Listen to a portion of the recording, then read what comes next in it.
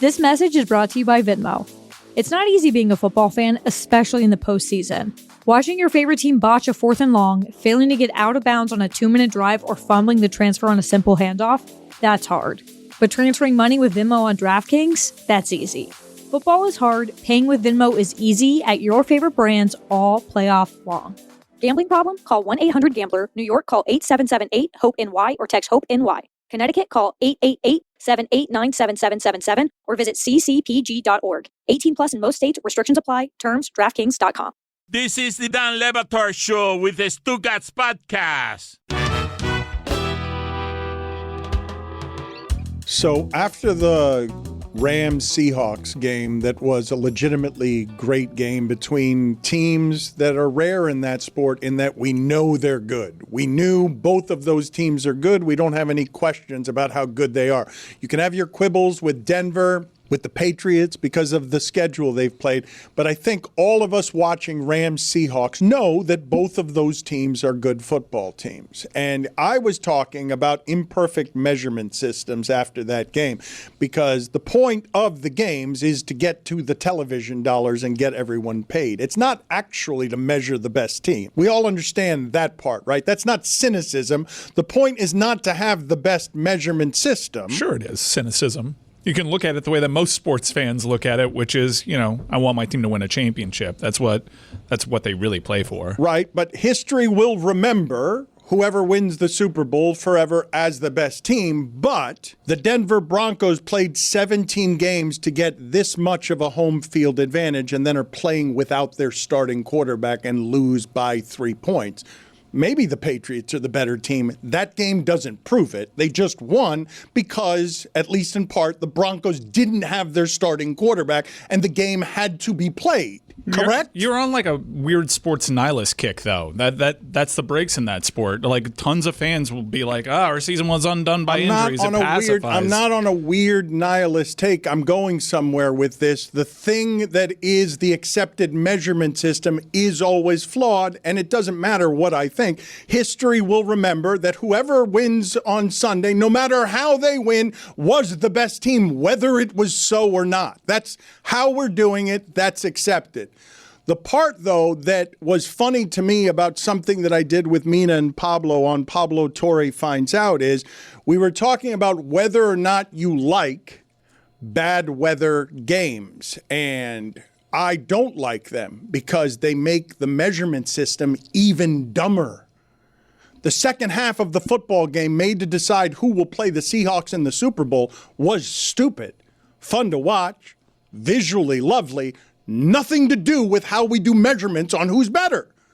Nothing to do with it. But people love weather games. I'm in an unpopular opinion in wanting the game to be played in a way that offers me the best measurement because what I want is who's better. That's what I want from my game. Not is the weather affecting the game, not is it raining and snowing, but it's an unpopular opinion to have. Most people want to watch bad weather games, even though it can make the football stupid. Yeah, I love it. I kind of feel the same way about Thursday Night Football, where I like Thursday Night Football as long as my team's not playing in it. I think it's a disadvantage for the two teams that are playing, but I like my Thursday Night Football. I like the bad weather game. As long as my team's not playing in it and my team's not at the disadvantage, I like watching the snow all over the field. I dig it. I like it. So when you accuse me of nihilism, Mike, they're playing 17 games because Sean Payton very badly wants that last one to be played in his stadium because of the advantage that it is for that defense to be playing in that stadium and making a team in the Patriots who are unbeaten on the road have to climb over them. But there's no way of making the argument that convincingly outside of the scoreboard that we got an accurate measurement of who's better when one of the teams doesn't have its starting quarterback. Well, isn't that the bigger reason why? And the second half is totally the second half. It's not possible for anybody to play football in. Yeah, but they both had to play in it, and I think you should be happy with the the strides the NFL has taken in moving into these new billion-dollar stadiums that there are fewer outdoor games now. They're all getting retractable roofs. They're already talking about a retractable roof in Denver for their next spot. All these places outside of Buffalo and Lambeau are basically trying to put a dome. Even the Browns' new stadium, that's an AFC North team. They're trying to put a dome on it, and it's part of the design. Chicago, their new stadiums, wherever state they decide to put it in, that's going to have a dome. Kansas City, that you could always count on Arrowhead being a weather stadium late in the season. That's going to have a dome. So I think you're getting more your way, and I think it's going to have a cool novelty to it to actually see snow and weather impact some of these games. I'm not with you on this sport needs to name the best team because I need that. No, I just need to name a champion. And these individual battles that teams spend weeks preparing for, that's part of it. Yeah, the weather part is so much further down the rung of the reason that the Broncos lost behind. They didn't have their quarterback. Like, if they had their quarterback, they're probably going to win in the terrible weather game, right? I mean, they lost by 3 points with Jarrett Stidham. If Bo Nix doesn't get hurt, who cares about the cold weather? They're going to score more than 7 points. It was Bo Nix being out, which is why they lost, not because of the weather. Yeah, but you don't have to be bothered by imperfect measurement systems. I'm not even bothered by it. They're all going to be some semblance of imperfect. It's not possible to make a perfect measurement system. If I were the Broncos, though, and people were saying to me today, the Patriots are better than you, I'd be like, they are? Like, are you sure? But we like playoffs in this country. There are perfect measurement systems. Premier League. The team that wins the Premier League over the course of an entire season filled with fixtures that are one home, one away, where every team plays every team twice, like that's a perfect measurement system. There isn't a random playoff. They name a Premier League champion at the end of the season. We like playoffs in this country. We like playoffs even in that sport in this country. That is also not a perfect measurement system because one goal is so valuable in that sport that you end up becoming something that is very difficult in small samples to measure when it's just one goal is it's so much larger in value than everything else that's happening. That is the way there is no perfect measurement system. Actually, individual sports in team sports, I should say, because in individual sports like boxing and tennis and some other things, you're right that is a better measurement system than what it is that we're talking about. Dan, but you're asking for a perfect measurement system in an imperfect game, right? The ball's oblong, the ball's going to bounce a weird way, weird things happen, right? If you look back and look at... Did you look up oblong or did you know that? No, oblong, I knew that. You looked it up? No, I knew it. You knew it right now? I knew it right now. I feel like maybe before when you were gathering the thought, you went on to your computer I was looking there at stats. And you looked up oblong. I was looking at stats. I'm not sure I believe And I'll you. tell you the stats that I was looking at right now. I was thinking of the 2007 Giants. If you talk about the best team, right?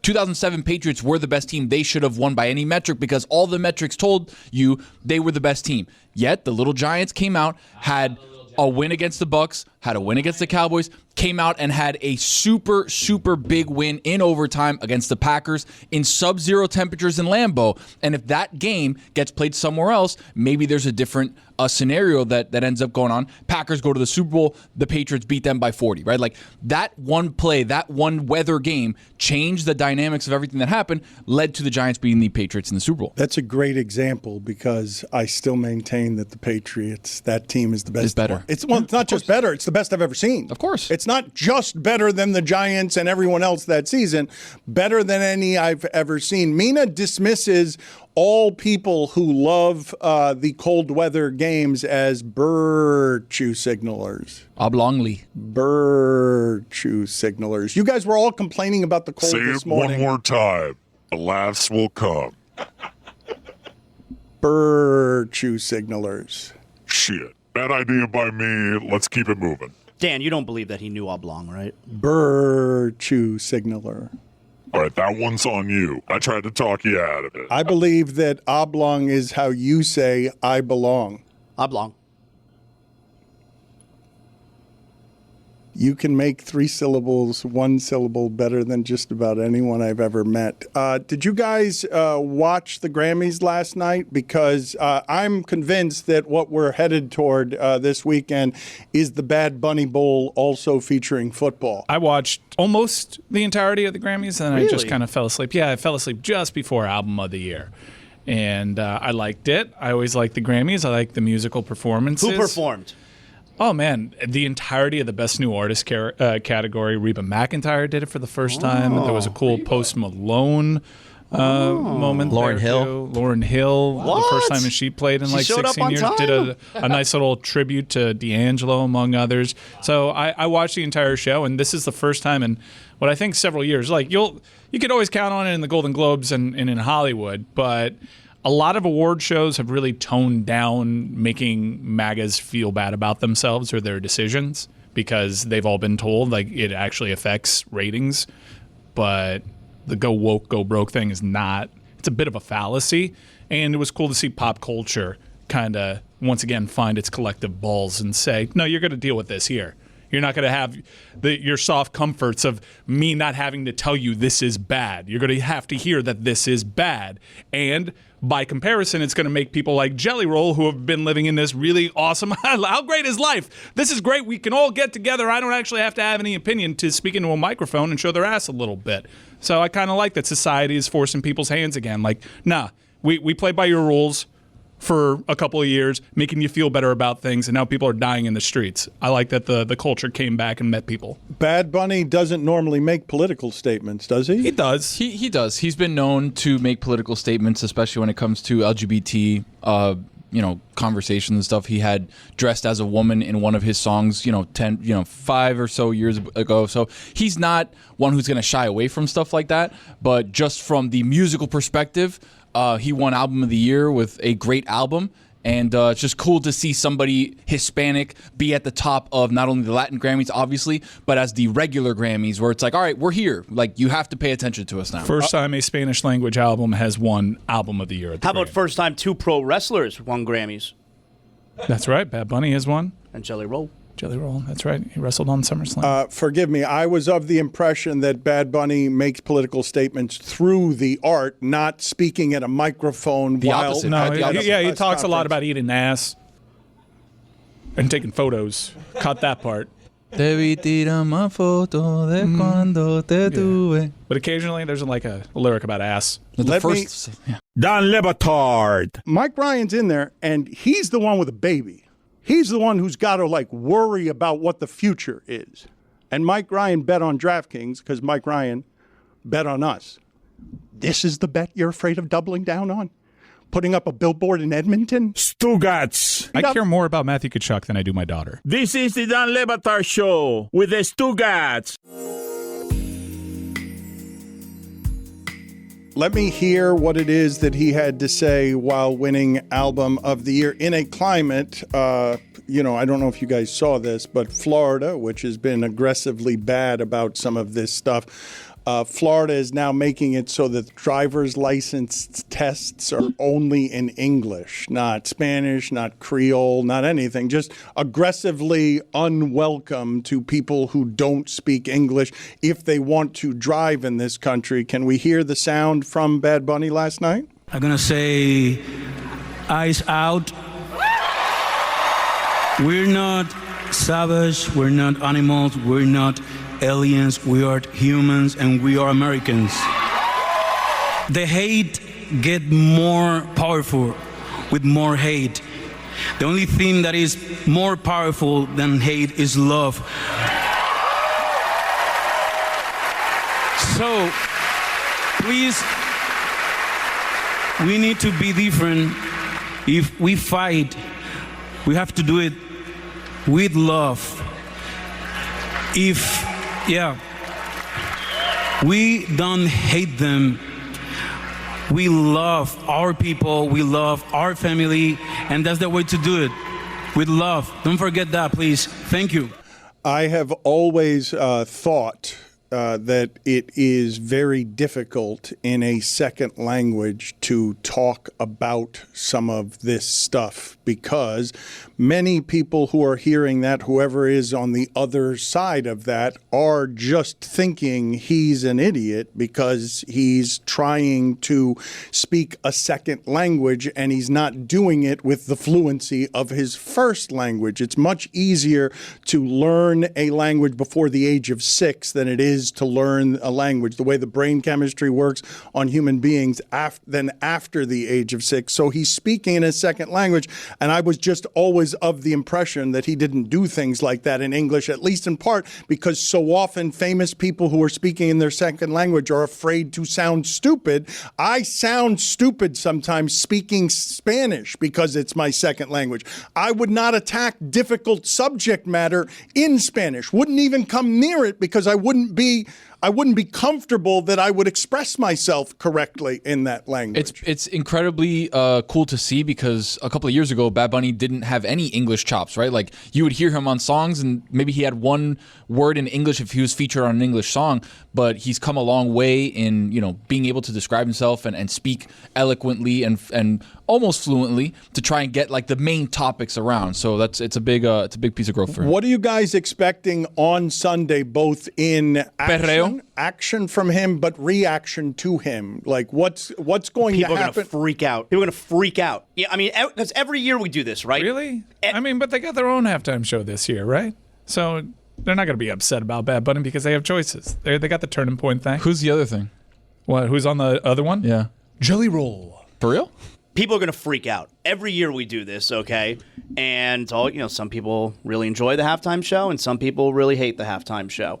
And this one is going to be the most polarizing of all of them because there's never been a lead up to a halftime show. Most polarizing of all of them? Yeah. What would you say has been the most polarizing halftime show? Just during this climate with Kendrick Lamar, if we're choosing sides on everything, on every single thing, Kendrick Lamar rapping and an aggressively black halftime show that has to be run by Jay-Z because they're trying to diversify an NFL that is trying to recover from Colin Kaepernick, that one was pretty polarizing. It was polarizing because of the the pop culture climate between Drake and between Kendrick Lamar. That was the main conversation. That was more so than anything. That was, right. Than anything that was, this is aggressively black. Right. Is he going to say pedophile? It was aggressively Drake versus That was Kendrick, the whole story. 100%. Oh my God, I can't believe he said A minor. Everyone was going crazy about it.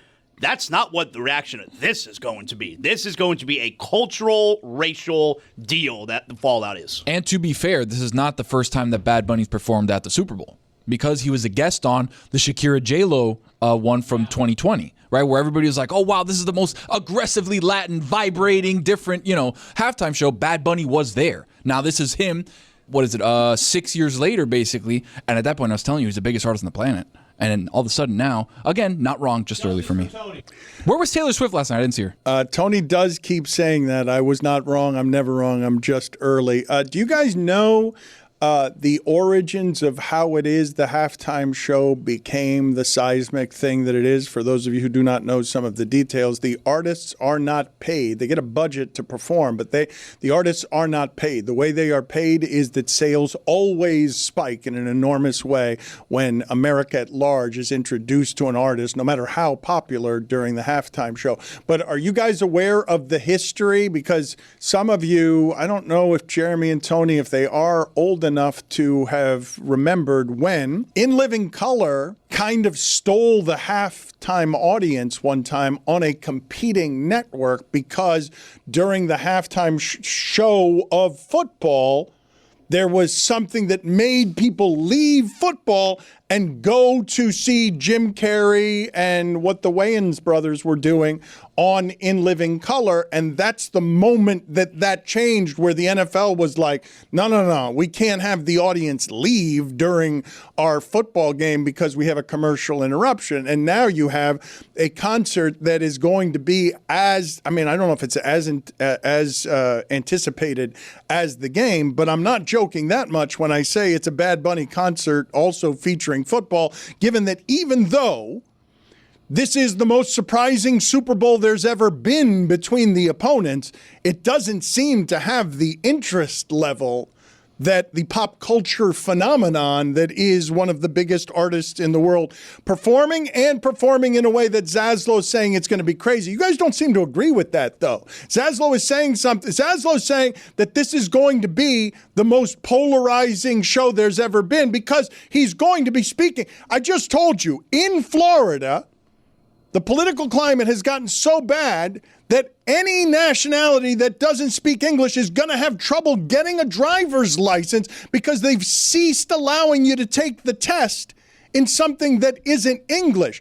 If you thought you didn't understand Kendrick Lamar's lyrics in a very black halftime show last year, what are you going to do when you don't speak Spanish and Bad Bunny is making you dance anyway because he's using lyrics that don't have English in them? But that's Zaz's point. It is the most polarizing halftime show of the entire, history of this because it's not in English. And what happens when he comes out wearing a dress?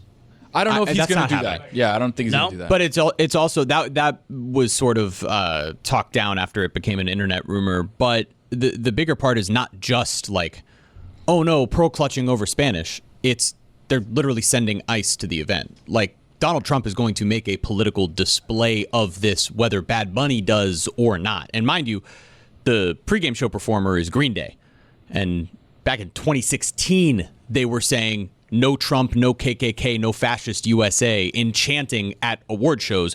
It was the first true, like, hey, this guy's a fascist political statement made by an artist. That was a decade ago. So if you think they're going to start this thing quietly after Bad Bunny just said that at the Grammys in the lead up, because that was part of it with Kendrick too. He won Album of the Year, and then he was performing at the Super Bowl halftime show. So there was this week in between for everybody to get even more hyped up about what was going on.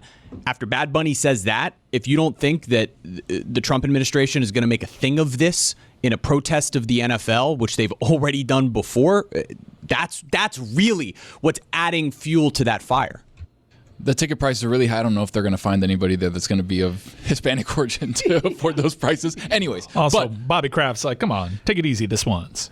But also, this is Bad Bunny, the first time he's performing songs from this album in the United States, right? Like his entire did he cancel his tour? No, the tour was never canceled. It was just a residency in Puerto Rico to have everybody fly in to Puerto Rico. He's also doing a world tour that does not include the United States. So this is the first time that you'll be able to see and hear these songs in the United States, and that makes it, again, such a big deal.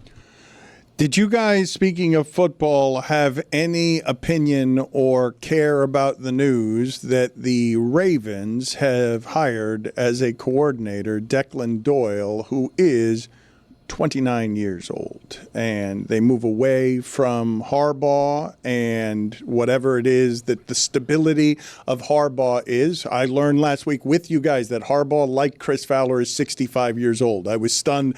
Both of those people look much younger than 65 years old. We are so old that people named Declan are being coaches, and like that was like, for me, Declan's like that new like 6-year-olds, 5-year-olds. Like the fact that there's a 29-year-old named Declan just makes me feel really old. I felt a little weird over the weekend, too, where I realized that every first-year NFL head coach that's forever now going to be hired, all of them younger than me. Like, I'm always now going to be older than every first-year NFL Need another head coach. Pete Carroll in there. You know? I think the Dolphins just hired somebody older than you. I think Hafley is a year older than you. But getting back to Declan Doyle and the idea of what kind of young is too young, he's the same age as Lamar Jackson. The coordinator for the Ravens is the same age as Lamar Jackson. And at what point do you, as an audience, disqualify somebody with the ageism of that young person can't be such a savant that they are going to do something that is admittedly hard, right? The play calling, you've seen this year, you saw that the Lions window closed because Dan Campbell can't do it, right? Didn't we arrive at, they missed Ben Johnson? Look at how the Bears took the division from the Lions. They took it from the division, in 1 year because Ben Johnson takes the play calling with him. What do you make of this movement that would allow a 29-year-old is damn close to savant, given the difficulties of what that job is? It just feels like they're trying to get these guys younger and younger. You look at Sean McVay, who got a head coaching job at 30 years old, and now look where he is, a Super Bowl, almost made it to another Super Bowl. Like, he is one of those guys that are savant. You look at but this guy, Declan Doyle, you're hoping to get one of these guys early so now he can be on your team for 5 years, 10 years, and then end up transitioning to be a head coach. Like, you got to get him young. I mentioned this last week. Like, I've asked players, former players, they only care if you can get them ready for Sunday. They don't care about the guy's age. They don't care if he's played. They only care about the words coming out of his mouth and if they can get you ready for the game.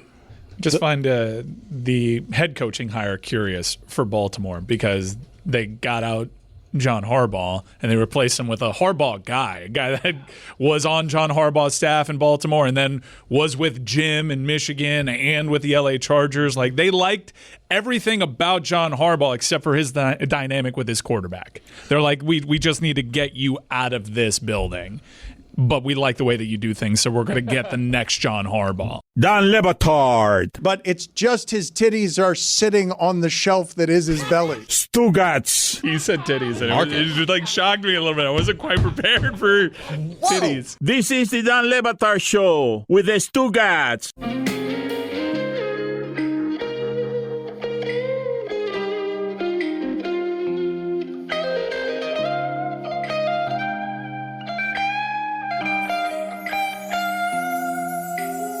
Can you guys walk me through the history of Declan Doyle, because I don't know how to separate the things that I'm about to say to you.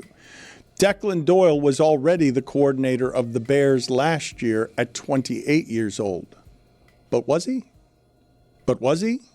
Like, do we know enough to know whether that was Ben Johnson or Declan Doyle? Because I think most people are giving whatever credit you give to Caleb Williams' improvement. I don't think anyone's giving that to Declan Doyle. I think all people are looking at that, because we don't know enough, and saying that's Ben Johnson, not a Ben Johnson disciple, that's making Caleb Williams look like that. And furthermore, I would say that, man, the Bears had some fluky stuff at the end of games that doesn't have much of anything to do with play calling. Like, they had some wildly fluky stuff happen. But again, the ball is oblong, Dan. Weird things happen in that game. All of a sudden, Caleb Williams is running 50 yards in the opposite direction and then throws a ball, and then all of a sudden it's Cole Kmet there at the end. Like, yeah, football is weird. Weird things happen. Well, and to your point, I mean, Mike McDaniel was the offensive coordinator in San Francisco before coming here to Miami, but I don't believe he was the play caller. I'm not sure we could separate the difference between Mike McDaniel and the role that he was in as the whiz kid versus Declan Doyle. But all I know about Declan Doyle's age is I'm pretty sure he was a student assistant at Iowa while Lucy was still a student there, which shows you how young he really is. The Dolphins did that with Joe Philbin, too. Joe Philbin was Aaron Rodgers' offensive coordinator. Yeah, but he didn't call any plays. Mike McCarthy called the plays. It's the same thing. It's not the same thing, because Joe Philbin looks like he came from the age of pilgrims, and we're talking about a 29-year-old Declan. Like, Joe Philbin. You're right. I got to see what he looks like. You do, right? At 29 years old. I think you know what he looks like, though. Look, at Le Batard Show, just put this on the poll. Do you trust a 29-year-old offensive coordinator? Yes or no? NFL, not college, not high school. Yes or no? Lane Kiffin was 30 years old when Al Davis hired him as the Raiders coach, right? Like, and look where he is now, the biggest coach in college football. Yeah, but he made a lot of mistakes in order to get there. Come on, yeah. Still can't be trusted. That's a Lane thing, though, not an age thing, right? All right, let's see Declan here. Yep, about what I thought he'd look like. Looks like Lehman. He looks like Ethan. He does look like Ethan. With a beard. I would not trust Ethan with anything. I think Ethan would be a hell of an offensive coordinator one day. Never mind my offense. Look at poor broken Ethan in there. He doesn't like it. But I wouldn't trust you with my offense. No offense.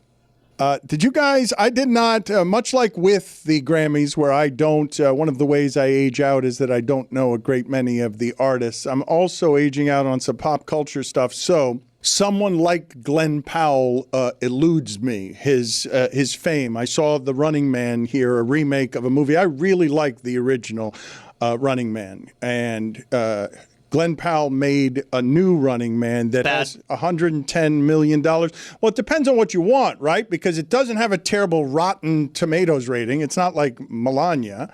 It's got a decent rating for what it is, which is just a big, dumb action movie. But the part that I was surprised by and didn't understand in any kind of way is Glen Powell was bad in it. And Glen Powell, I'm stunned that I'm saying what I'm about to say, was a worse actor in this than Arnold Schwarzenegger was in the original. And so the popularity of Glen Powell as an actor eludes me, but I'm being introduced to him here. He's popular. Have any of you seen this movie? Have any of you seen The Running Man? None of you? Neither the original nor the other one? File this one away. We're gonna want to request Glen Powell, and then I can get mad at everyone when we don't book him. Don't react to me, just keep it moving. Dan, to your point, I haven't seen the original Running Man, even though I've been told by multiple people said that I would very much like it. It was a good movie. I'm excited to watch the old one, not the new one. Glen Powell's okay. It's fine. I don't know if it'll hold up, right, for today. No way. Well, keep in mind, though, at the time, you're talking about a really unique concept where a game show of people playing for their life, this was 1987 or whenever it was a unique concept, and I doubt very much that it holds up. But in 2025, with the stuff that we're talking about, ICE and otherwise, there is a good movie to be made inside of the concept of The Running Man. It could have been a good movie. It should have been a good movie if you're updating it with $110 million budget. It was very much not a good movie and not worth watching, and didn't even honor the original the way that I would have liked it honored, because I was hoping that if they're going to take an original idea and make it unoriginal by just simply remaking it, you would do it better. Just a scathing takeout of Glen Powell's Running Man from Dan right now. He hated this one. Well, I had expectations for it. I liked the original. None of you guys, Zaz, you saw the original Running Man. You could speak. You could speak to the as our movie expert here. I'm a great movie guy. That I am sure Amin will have opinions on this when he joins us in the next hour. I am positive about that. The original Running Man, you would say was where would you give it on a Zaslow Rotten Tomato meter? I mean, I haven't seen it in forever. I'm sure if I saw it now, it's not going to hold up. But I liked it when I saw it. I was a kid. Yeah, I liked it. What would you 1 through 10?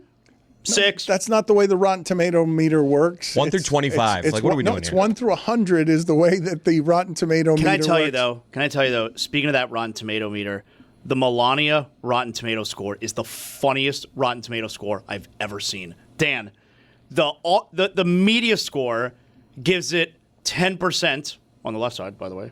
And the audience score, he said it, on the right side, by the way. He said it. 99%. There's definitely, I would bet you there's never been an 89% difference between media and audience score. 89%?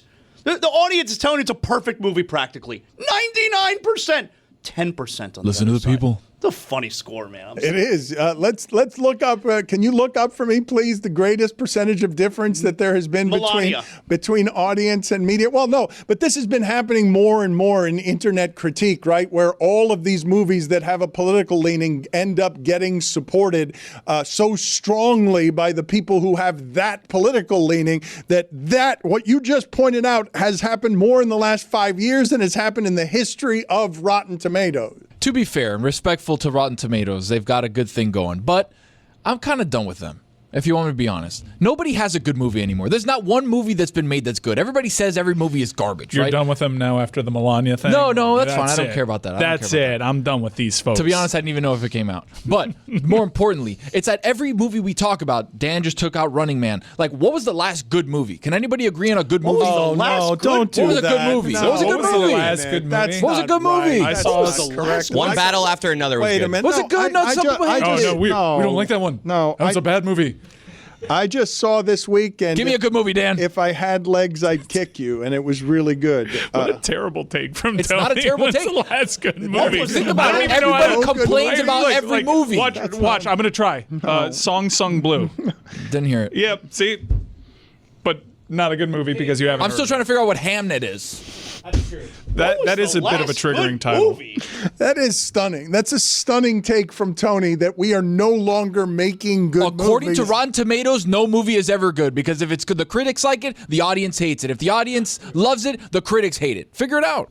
Sinners on Rotten Tomatoes has a 97. Sinners does. Not as good as Melania. It has also, and it had 16 Oscar nominations. How much they win?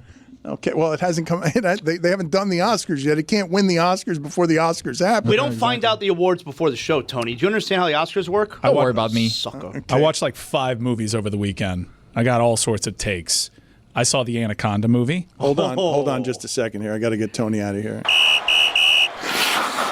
Minor penalty, 2 minutes for verbal diarrhea. What? Okay, talk about Anaconda with Jack Black. Good luck. We will. I didn't like it. My biggest issue, not funny enough.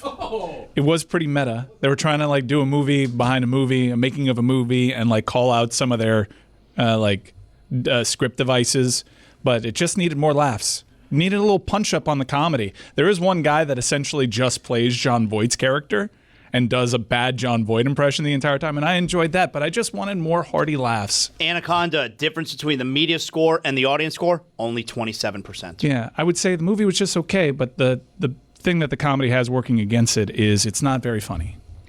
How did you have time to watch 5 movies this weekend? The temperature dipped below 40, so I just What else do you watch? gummied up, watched the Royal Rumble too. Got a breakdown of that. Saw Song Sung Blue. That. And I was told that there would be a twist. Woo! That movie did change quite a bit. Do you guys have a Royal Rumble update? You ended last week by... Yeah, it sucked, Dan. A little disappointed, It Dan. sucked. We were right to be worried about giving the second best pay-per-view over to Saudi Arabia. Shouldn't have been over there. It was not good. Bad vibes. The crowd, I couldn't tell if they were packed. Apparently, there was some sort of optical illusion. Yeah, not good. If I have to ask if there are people at this event, it's probably not a hot crowd. I was distracted by the crowd the entire night, and not in a good way. Not good, Dan. And Dan, we didn't get Chris Jericho. We were waiting for Chris Jericho's comeback, and then number 30 was Gunther, who had already retired AJ Styles, or at least retired him from WWE. More on AJ that Styles' in a last match, man. At least for WWE. Yeah, He didn't take his gloves off and put him in the ring. And you know, all the women, they have to be dressed head to toe. Like, they can't show skin because they're in Saudi Arabia. And I mean, you know, come on. The event just didn't have juice, Dan, and it was regrettable, to say the least. And if this is how we're starting the road to WrestleMania, I think TKO is botching it. You guys don't do that very often. You guys don't come All down too often with... now, I am. After they botched the John Cena thing, I'm like, all right, this product's just bad. It's got to earn my respect. I very rarely do that. That's not to say that I didn't enjoy the show. I did enjoy the show. I always enjoy the show. I enjoy wrestling. But I thought it was underwhelming. It was like, it wasn't that great. How could you enjoy it if the women had to wear clothes? What did you just do with I always enjoy it? It seems like you didn't. Well, You like said that you're like, wrestling is so you good. just It's have like to pizza. say I always enjoy it. No, it's like but pizza. I didn't Mike's like right. it. No, It's like Mike's right. pizza. Mike's right. It's like pizza. Yeah, pizza's always good. Yeah. But there's certain pizza that's a lot better.